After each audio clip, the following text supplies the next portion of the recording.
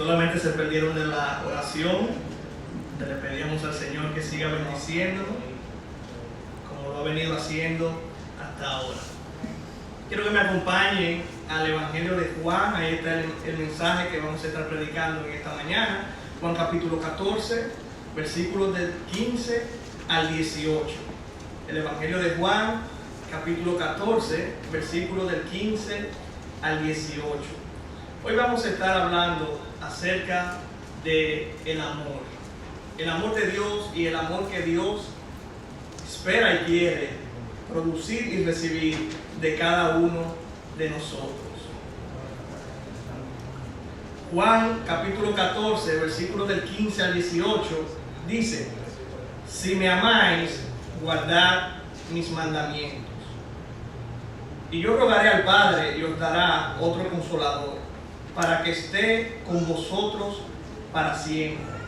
El Espíritu de verdad, el cual el mundo no puede recibir, porque no le ve ni le conoce.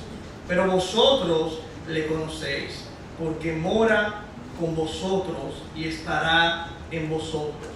No os dejaré huérfanos, vendré a vosotros. La versión de este texto en la traducción al lenguaje actual dice de la siguiente manera: ustedes demostrarán que me aman si cumplen mis mandamientos. Y yo le pediré a Dios el Padre que les envíe al Espíritu Santo, para que siempre los ayude y siempre esté con ustedes. Él les enseñará lo que es la verdad. Los que no creen en Dios y solo se preocupan por lo que pasa en este mundo, no pueden recibir al Espíritu, porque no lo ven ni lo conocen. Pero ustedes sí lo conocen, porque está con ustedes y siempre estará en medio de ustedes. No voy a dejarlos solos, volveré a estar con ustedes. Amén. Aquí vemos cómo la palabra de Dios, de boca de Jesús, Él empieza a hablar acerca del amor. Él dice: si ustedes me aman, van a demostrarlo por medio de la obediencia a mis mandamientos. Cuando preparaba este mensaje, recordé una época de mi vida, quizás de muchos de nosotros, donde uno se enamoraba, tenía novia, pero la novia no lo sabía. Esa época de nuestra niñez, por lo menos a mí me pasó y a muchos de mis amigos nos pasó. Yo tenía un amigo que él siempre hablaba de su novia que vivía en Nueva York. Él tenía una novia en Nueva York y siempre hablaba de ella, y siempre él iba a visitarla y ella iba a venir algún día a conocernos nosotros. Un día vino un primo de él y nos dijo: no, eso fue una vez que yo le presenté a él, una amiga mía allá, y él quedó enamorado de ella, y él dice que ella es su novia, pero ella no lo sabe. Él nunca se lo ha dicho. ¿Qué vemos ahí? Un amor que se quedó en fantasía, un amor platónico, un amor que no tuvo la valentía de expresarse, y por tanto es un amor que no es correspondido. El amor de Dios no es así. El amor de Dios es un amor intencional y es un amor que se nos ha dado a demostrar, y lo vamos a ver en breve. Déjenme poner este texto que acabamos de leer en Juan capítulo 14 en su contexto. Jesús viene desde el capítulo 12 de este evangelio de predecir y de informar acerca de su muerte a los discípulos. En Juan capítulo 12, versículo 27, vemos a Jesús hablándole a sus discípulos acerca de su muerte en la cruz. En el capítulo 13, versículo 1, vamos a ver ese relato donde encontramos a Jesús lavando los pies de sus discípulos, donde los discípulos se dijeron: ven acá, ¿y cómo tú, que eres nuestro maestro, que eres nuestro Señor, nos vas a lavar los pies a nosotros? Y Jesús le dijo: sí, es necesario. Y dice Jesús que Él hizo eso como ejemplo, para que de ahora en adelante, así como Él lo hizo con ellos lo hagan los unos con los otros. Luego pasamos al capítulo 14, versículo 1, donde vemos a Jesús que dice que Él se va a la presencia de su Padre para preparar morada para sus discípulos, para preparar morada para su iglesia. Él le dice: es necesario que yo me vaya al Padre, porque en la casa de mi Padre hay muchas moradas, y si yo me voy, yo les voy a preparar hogar donde ustedes van a morar por la eternidad. Y en el mismo capítulo 14, versículo 12, vemos a Jesús decir lo siguiente: de cierto os digo, el que en mí cree, las obras que yo hago, él las hará también, y aún mayores las hará, porque yo voy al Padre. Bajo esta línea de sucesos es que llegamos al versículo 15 del capítulo 14, donde Jesús pasa a decirle a sus discípulos: si ustedes me aman, si en verdad ustedes me aman, si hay amor mío depositado en ustedes, y si ese amor es recíproco hacia mí, entonces ustedes van a obedecer lo que yo les he enseñado. Y con eso entramos al primer punto de este mensaje, que se llama el lenguaje del amor de Dios. Dios tiene un lenguaje por medio del cual ha demostrado y quiere que se le demuestre a él amor.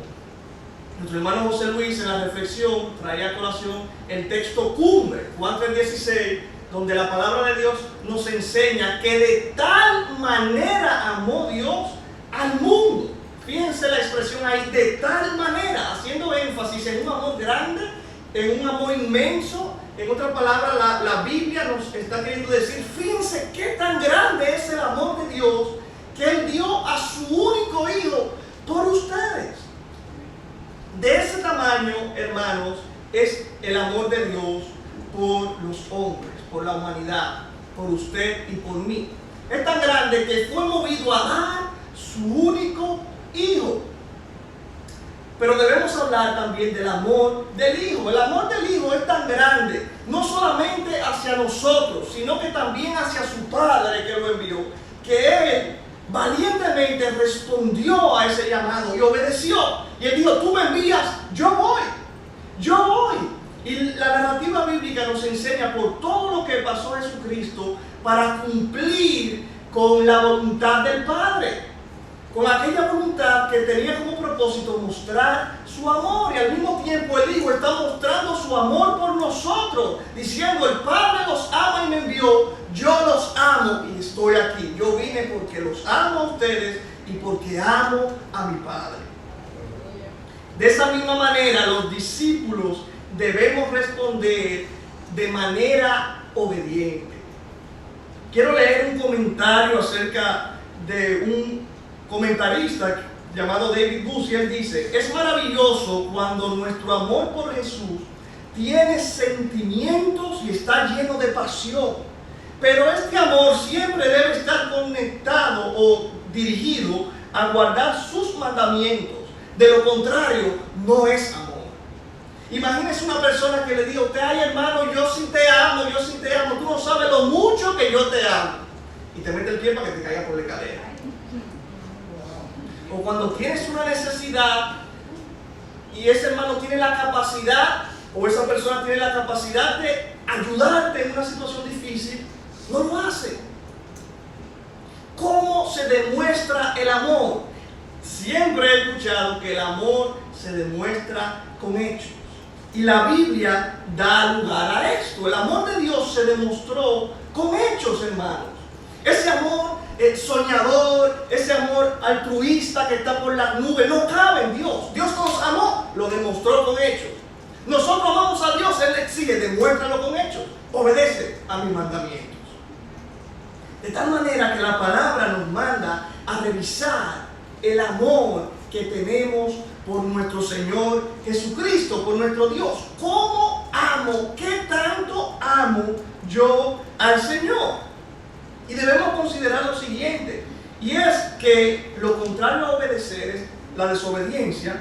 Para el creyente, la desobediencia no debe ser solo una falta de esfuerzo o de devoción, sino que la desobediencia va a ser un indicador, un medidor de la falta de amor que tenemos hacia nuestro Dios.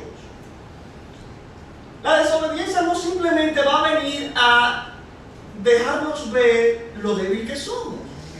sino que nos va a dejar ver la falta de amor que tenemos hacia nuestro Dios. Cuando digo eso, pienso en la figura de un padre y de una madre. Le doy gracias a Dios porque vengo de una familia donde mis padres siempre se han esforzado, siempre han trabajado para que a nosotros como sus hijos no nos falte nada, no solamente en lo material, sino en nuestro desarrollo como personas. Y hemos visto a nuestros padres, todos mis hermanos pueden dar testimonio, fajándose en todos los momentos de su vida para que a nosotros, como dicen todos los padres, no nos falte nada. Y yo sé que ese es un sentimiento que está en el corazón de cada padre aquí y en su. Y viene a mi memoria un recuerdo que siempre nos cuenta mi papá, de una época donde yo estaba pasando por una situación muy difícil. Mi mamá estaba embarazada de mi hermano Emilio, yo estaba jovencito, mami estaba sin trabajo, papi también. Él dice que buscando en medio de un armario encontró, se usaban los cheles parece, porque él dice cheles en esa época. Encontró unos cuantos cheles, fue al colmado, compró 2 panes, uno para mí, uno para mi mamá, y hizo un agua de azúcar, nos dio cena a nosotros, no había para él cenar y se trancó en el baño a llorar. Eso habla de amor paternal. Eso habla de una persona que ama a otras y que no solamente lucha para que estén bien, sino que se sacrifica para que estén bien. Ese es el amor que Dios tiene por nosotros. Ese es el amor que Cristo tiene por ti, mi hermano, mi hermana. Se sacrificó para que tú estés bien. Se sacrificó para que lo peor que te podía pasar en la vida y en la eternidad no te pase. Y era una condenación separado de Él. Una eternidad sin Dios. Es lo peor a lo que puede estar destinado un ser humano. Una eternidad sin la presencia de Dios. Dios nos amó tanto que se entregó para librarnos de eso. Dice este comentarista, Guzzi, que desde la perspectiva de Cristo, la obediencia del creyente no es motivada ni por el miedo, ni por el orgullo, ni por el deseo de ser bendecido. Desde pequeño a nosotros se nos enseña a obedecer todo. Si no haces la tarea te voy a dar un correazo. Si haces la tarea te voy a llevar como helado. A mí me decían, si haces la tarea te voy a comprar el juego de Nintendo que tú quieres. Nuestra obediencia desde pequeño ha sido sujeta o al miedo. Si tú sabes que si no haces lo que yo te digo, tú sabes lo que te va a pasar, ¿verdad? O a los beneficios. Si tú haces lo que yo te digo, tú sabes que vas a salir premiado, te voy a premiar. Pero aquí dice este comentarista que nuestra obediencia, la obediencia del verdadero creyente, siempre va a ser motivada por amor a su Señor. Dice el predicador Spurgeon, la esencia de la obediencia reside en el amor sincero que impulsa la obra, en lugar de la propia obra. En dominicano, él está diciendo que la obediencia de nosotros no está por amor a la obra, no está por mira lo grande que yo estoy haciendo para el Señor, mira lo bueno que yo estoy haciendo por el Señor, sino que nuestra obediencia es por amor al Señor que nos manda a hacer.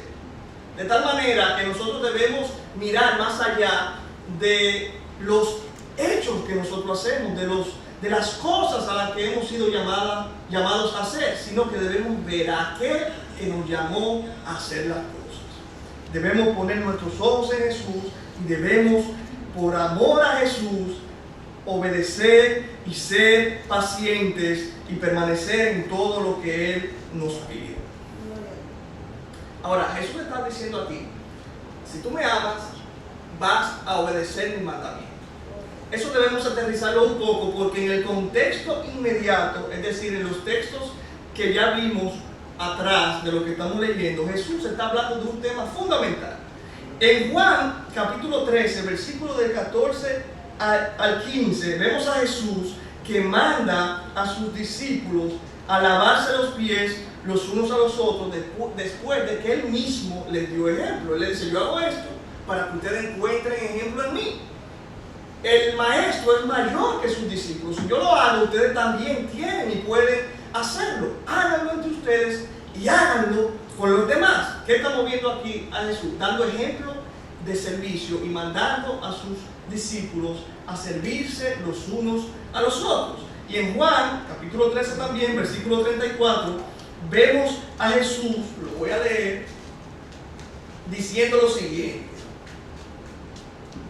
un mandamiento nuevo os doy, que os améis los unos a los otros, como yo os he amado, que también os améis unos a otros. En esto conocerán todos que son mis discípulos, si tuvieren amor los unos por los otros. Entonces fíjense que cuando llegamos a esta parte del capítulo 14, Jesús dice: si ustedes me aman, van a guardar mi mandamiento. Él viene a decir: sírvanse los unos a los otros y ámense los unos a los otros. Si nosotros amamos al Señor, vamos a guardar todos sus mandamientos. Eso es lo que enseña la Biblia. Pero especialmente en el contexto en el que Jesús dice esto, es bajo el contexto de servirnos los unos a los otros y de amarnos los unos a los otros. En pocas palabras, Jesús está diciendo: si ustedes me aman, ámense. Ustedes van a demostrar que me aman amándose. Hermanos, Dios ha puesto amor en nosotros y Él dice: la manera en la que tú te vas a dar cuenta y los demás se van a dar cuenta que mi amor está en ti es porque tú vas a tener la capacidad de amar. La Biblia lo dice. ¿Cómo tú dices que amas a Dios al que tú no ves, nunca lo has visto con tus ojos, no lo puedes palpar con tus manos, no puedes salir por ahí y caminar de mano con Él? ¿Cómo tú dices que lo amas si no amas a tu hermano al que ves? Y ese al que ves conlleva que tú ves las circunstancias de tu hermano, conlleva que tú ves las debilidades de tu hermano. A esos hermanos que desde nuestra perspectiva santa y gloriosa son difíciles de amar, pero quizás nosotros somos el difícil de amar para alguien. El Señor no tiene que ver con eso. El Señor simplemente dice: ámense. Y ámense porque yo los he amado y los he capacitado para que se amen. Y vamos a abundar un poquito más en esa idea más adelante. Con esto pasamos, hermanos, al segundo punto de este mensaje, y es, vamos a ver las promesas de amor que Jesús le da a sus discípulos aquí en este texto y que también nos la da a nosotros, su iglesia. Jesús ya viene de decirle a sus discípulos que Él se va y que los deja. Imagínense usted cómo se sentían ellos. Estos discípulos que están acostumbrados a caminar este tiempo con Jesús, viendo a Jesús multiplicando los panes y los peces, viendo a Jesús calmando la tempestad, viendo a Jesús sanando enfermos, viendo a Jesús predicando el Evangelio con autoridad, como dice la palabra de Dios. Ellos se sentían confiados. Ellos se sentían: el reino de Dios ha llegado y tenemos a nuestro rey y somos parte de este reino y nos sentimos seguros porque este hombre hemos visto que tiene la capacidad de resolver las circunstancias y las situaciones que pueden llegar a nuestra vida. Y de repente Jesús les dice: yo me voy y los dejo. Imagínense la ansiedad, imagínense el pensamiento por lo que estaban pasando estos discípulos. En el caso del trabajo, imagínense que su jefe de repente, que es el que resuelve, es el que toma la decisión, le dice: mira, yo me voy de viaje un año, te dejé la empresa. Imagínate la carga que vas a sentir. O imagínate que esa persona, en el caso de los hijos, que papá y mamá de repente, de manera abrupta, nos diga: mira, nosotros no vamos, ya tú vas a vivir solo, quédate con la casa, resuelve tú. Pero ¿cómo así? Entonces el Señor, conociendo lo que había en el corazón de los discípulos, pasa a dar 4 promesas o 4 garantías para que ellos se sientan confiados, pero que al mismo tiempo son garantías de que la obra que Él empezó iba a seguir e iba a ser completada. La primera garantía aparece 2 versículos antes del versículo 15, que fue donde empezamos, y es cuando Jesús le dice en el versículo 13: y todo lo que pidan al Padre en mi nombre lo haré, para que el Padre sea glorificado en el Hijo. Si algo piden en mi nombre, yo lo haré. Fíjense cómo el Señor está resolviendo la situación de que, bueno, ustedes están preocupados porque ahora cómo van a pasar los milagros, cómo se van a sanar los enfermos, qué va a pasar con las diferentes circunstancias con las que van a tener que lidiar ustedes como mis discípulos sin mí. Lo resuelvo de la siguiente manera: pidan en mi nombre y yo lo haré. Todo lo que ustedes le pidan al Padre en mi nombre, yo lo voy a hacer. Claro, Jesús aquí no amplió esa idea, pero la palabra de Dios sí nos da más detalle y dice que esto que Jesús está diciendo tiene que ver también con la fe. La Biblia enseña que hay que pedir con fe y también dice que hay que pedir conforme a la voluntad de Dios. O sea, Jesús no se lo dijo en ese momento, pero más adelante la Biblia iba a ampliar esta idea y él dice: todo lo que ustedes me pidan yo lo voy a hacer. Si lo piden con fe y si lo piden conforme a mi voluntad, si lo piden conforme a mi corazón. Esa es la primera promesa o la primera garantía que el Señor les dio a sus discípulos y que nos dio a nosotros como su iglesia. La segunda garantía o la segunda promesa está en el versículo 16. Dice: y yo rogaré al Padre y os dará otro consolador para que esté con vosotros para siempre. Fíjense qué está pasando aquí. Jesús dice: yo le voy a rogar a mi Padre para que mi Padre envíe al Espíritu Santo. De una manera sencilla, la Biblia nos está dejando ver a la Trinidad aquí puesta de acuerdo, colaborando para bendecir a la iglesia, para bendecir a los hijos de Dios. Eso es lo que está pasando aquí, hermano. Estamos viendo al Hijo, al Dios Hijo, diciéndole al Dios Padre: envía al Dios Espíritu para que nuestra iglesia no se quede sola. Toda la plenitud de Dios, la Trinidad de Dios está movilizada, está trabajando para que la iglesia sea prosperada y pueda perseverar en los propósitos del Señor. De tal manera que la segunda promesa que da el Señor Jesucristo es: hermano, ustedes no van a estar solos, yo les voy a rogar a mi Padre. Y vamos a ver algunos detalles interesantes acerca de esta petición de Jesús. Él dice: yo le voy a rogar. La idea que está aquí en el original no es que Jesús va a hacer una oración para que entonces el Padre la oiga y el Espíritu Santo venga, sino que el juego de palabras que hay ahí da a entender que Jesús de manera personal se iba a presentar ante el Padre como se presentaba una persona ante el Rey con una petición. Jesús, cuando ascendió, se presentó ante el Padre y le dijo: es momento de que el Espíritu Santo vaya y sea parte de la iglesia. Jesús dice: otro consolador. La palabra otro en el original es aios, y lo que quiere decir es otro de la misma clase. Mi Biblia tiene una definición que se la quiero leer. Dice: la palabra alude a similitudes, pero también pone de manifiesto de diversidad de funciones y ministerios. El uso que Jesús hace de aios para referirse a otro consolador equivale a uno junto a mí, además de mí y en adición a mí, aunque exactamente igual a mí, que en mi ausencia hará lo que yo haría si estuviera físicamente presente entre ustedes. Fíjense, Jesús no está enviando un mensajero, Jesús no está enviando un intercesor que cuando pasa una circunstancia necesita hacer un papeleo, necesita decir: bueno, mira, está pasando esta situación, ya yo le escribí una carta al cielo, entonces necesitamos esperar respuesta para ver qué ellos piensan y cómo vamos a resolver esto. Jesús está diciendo: yo le estoy mandando uno que tiene la misma autoridad que yo tengo para resolver, como yo resolvería estando aquí en medio de ustedes. Yo le estoy enviando uno igual a mí, con la misma capacidad que yo tengo. Hermano, y nosotros sabemos que el Espíritu Santo es Dios.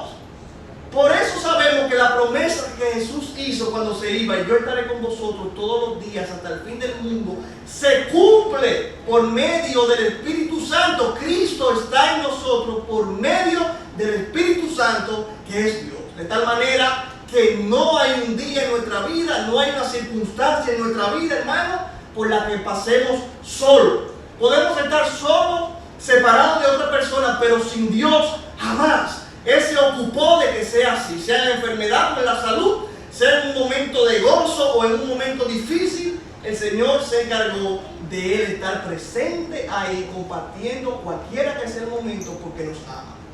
Cuando usted ama a una persona, usted quiere vivir esa vida con esa persona. En el caso de los padres y de los hijos, quieren ver cuando los hijos cumplen años, quieren ver cuando se gradúan del colegio, quieren ver cuando se gradúan de la universidad. En el caso de cuando los hijos son varones, quieren ver cuando le llega la primera novia. Hay problemas con las hembras, con el primer novio, pero eso se maneja. Pero hermanos, el amor nos mueve a querer compartir todos los momentos de la vida del ser amado. Así el Señor se encargó de estar presente en todas nuestras circunstancias por medio del Espíritu Santo.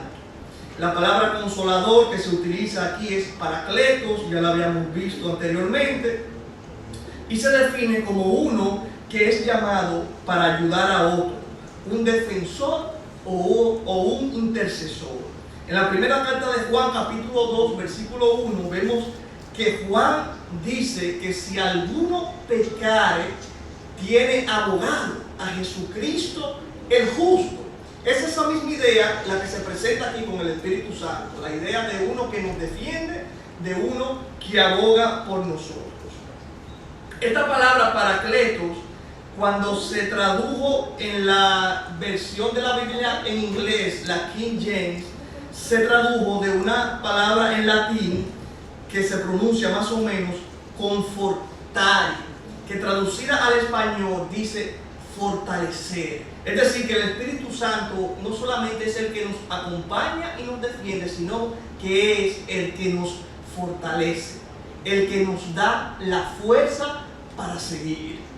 Cristo, fíjense lo que está pasando aquí. Cristo que está pidiendo aquí que nosotros seamos obedientes a su mandamiento, no nos dejó solos para que podamos obedecer, sino que Él mandó a uno que nos iba a fortalecer para obedecer a su palabra.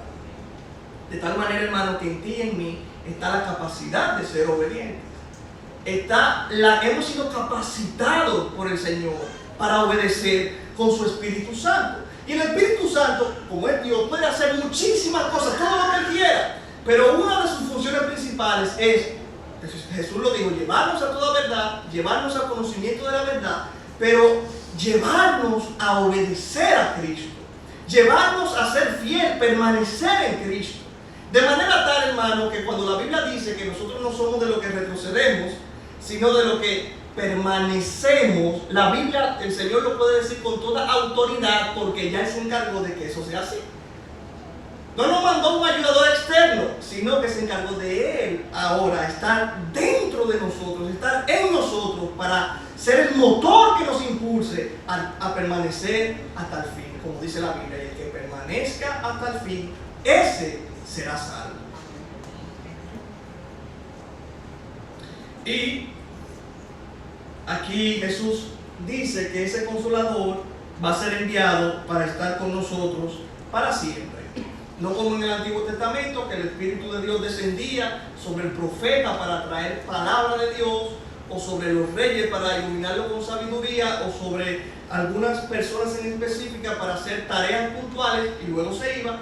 Ahora, con el ministerio de Cristo, con su muerte y su resurrección, se nos dio la capacidad a nosotros de poder ser templo del Espíritu Santo. Y el Espíritu Santo está con nosotros, como dice aquí la palabra, para siempre.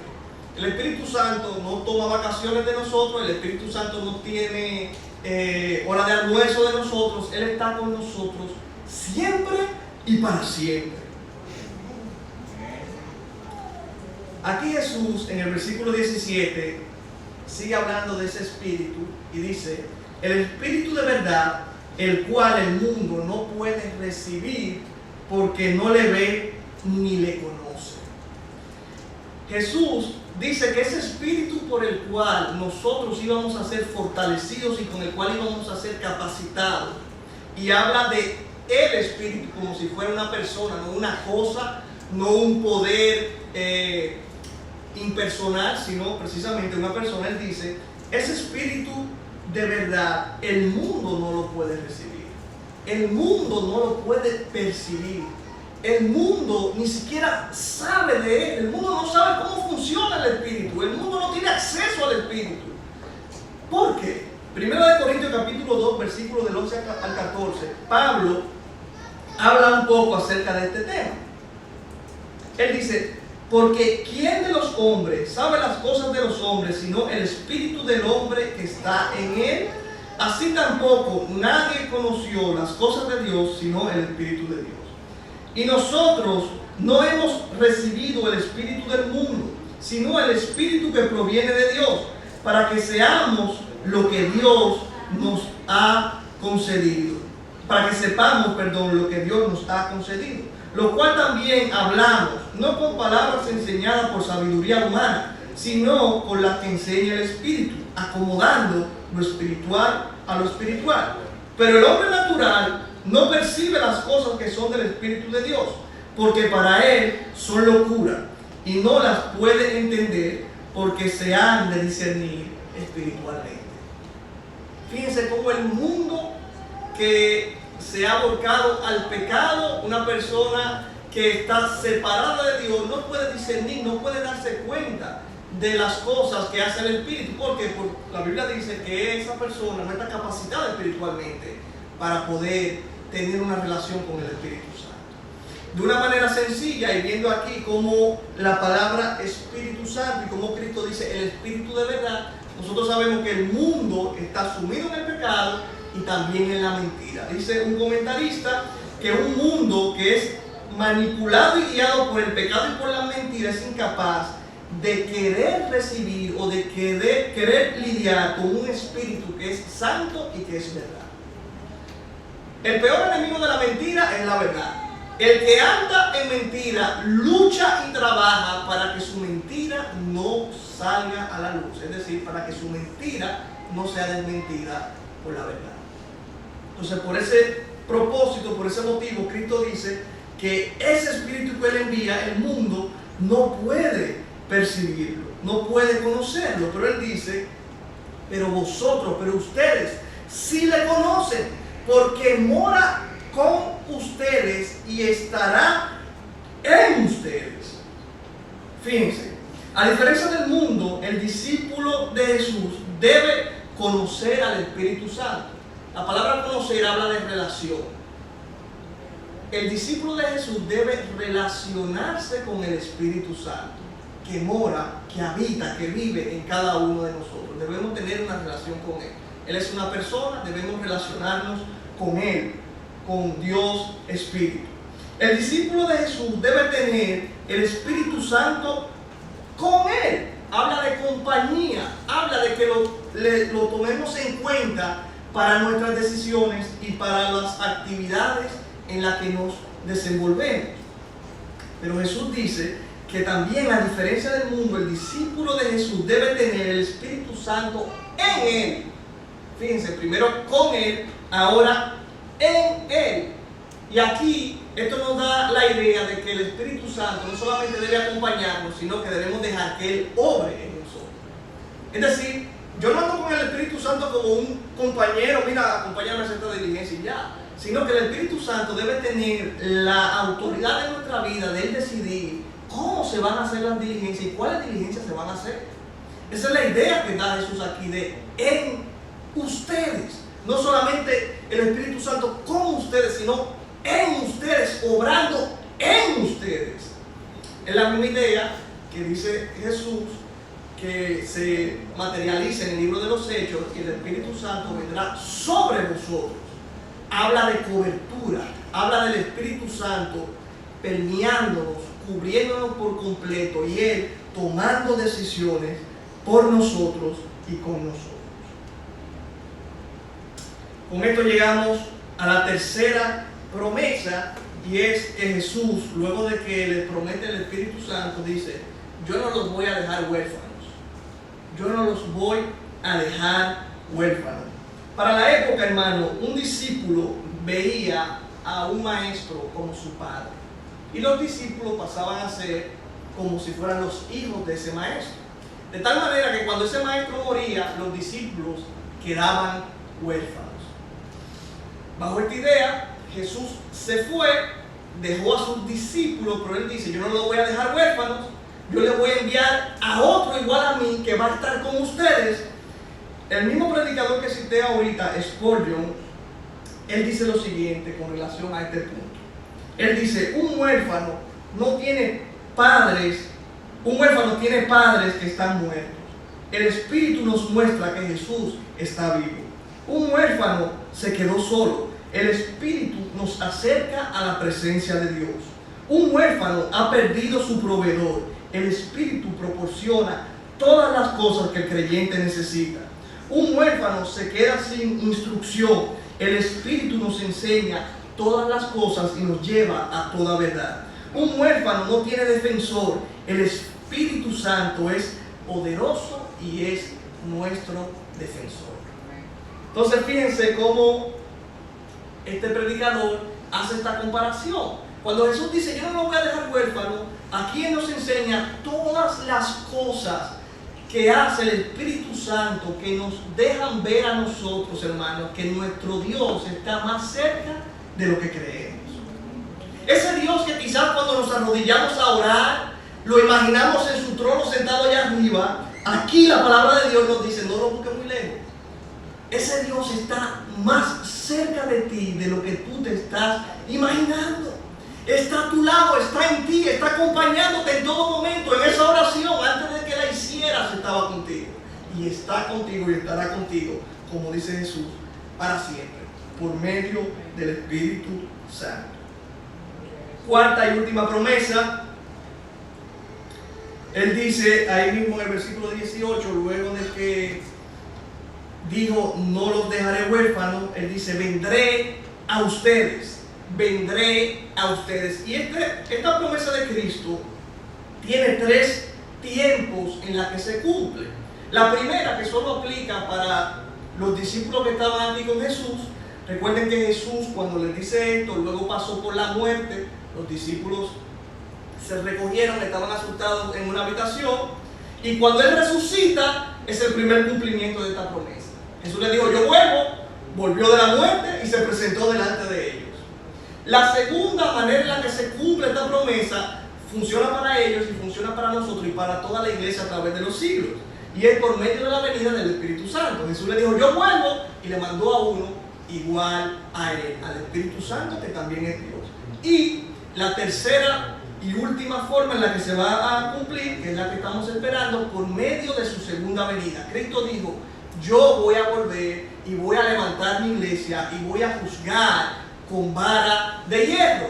Hermanos, si la primera y la segunda se cumplieron, eso debe llenarnos de fe y de ánimo, porque estamos prontos a ver el cumplimiento de la tercera forma en la que Cristo dijo que volvía. Vamos a ver cualquier día de estos, cuando el Señor así lo quiera, a Cristo descendiendo, a Cristo viniendo para levantar, para buscarnos, para que nosotros estemos en su presencia para siempre. Y quiero terminar con 4 aplicaciones prácticas de todo lo que hemos visto hoy. Hermanos, la primera es que debo reflexionar y darme cuenta en el gran amor que Dios tiene por mí como persona, en mí como su hijo, lo mucho que Dios me ama, no la humanidad. Puntualicemos eso un poco más. A mí, Dios me ama, hermano, Dios te ama. Amigo que nos visita, Dios te ama. Tú que puedes estar viéndonos por Zoom, Dios te ama. Y tú no necesitas limpiarte para venir al Señor, tú no necesitas cambiarte para venir al Señor. Dios te ama a ti como eres ahora mismo, y es su amor el que va a hacer la transformación y los cambios que Él quiere hacer en tu vida. Pero Dios te ama, en este instante Dios te ama tal como eres. Segunda aplicación, y es que debemos permitir, hermanos, que el gran amor que Dios ha depositado en nosotros produzca los cambios que Él quiere producir.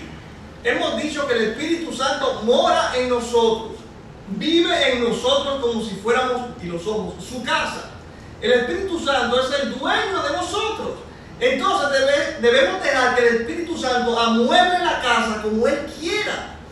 Que Él pinte las paredes de la casa con los colores que a Él le gustan. Debemos dejar que Él haga los cambios que son necesarios.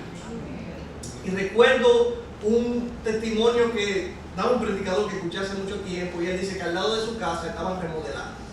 Y él dice, lo más difícil del mundo es que al lado de tu casa estén haciendo una remodelación. Ustedes saben lo que es una remodelación, ¿verdad? Tumbando paredes, taladrando, al mediodía cuando usted quiere, después que come, descansar un rato, de repente se enciende el taladro, empieza los mandarriazos. Y él dice que lo invitaron, luego de todo ese sufrimiento de la construcción, lo invitaron a una cena a esa casa. Y él dice, ese apartamento quedó impresionante. Pero yo como vecino tuve que sufrir para que ese apartamento quedara impresionante. Es decir, que una persona que venga de fuera, de otro residencial, un invitado externo, va a llegar y va a decir, wow, qué bonito está esta casa, pero él no sabe por todo lo que se pasó para llegar a eso. Hermanos, la obra que el Señor prometió, que dijo que iba a terminar en nosotros, es como una remodelación. Conlleva taladro, conlleva mandarria, conlleva cemento, conlleva un proceso. No nos cerremos a que Dios trabaje en nosotros, porque el resultado va a ser glorioso. Amén.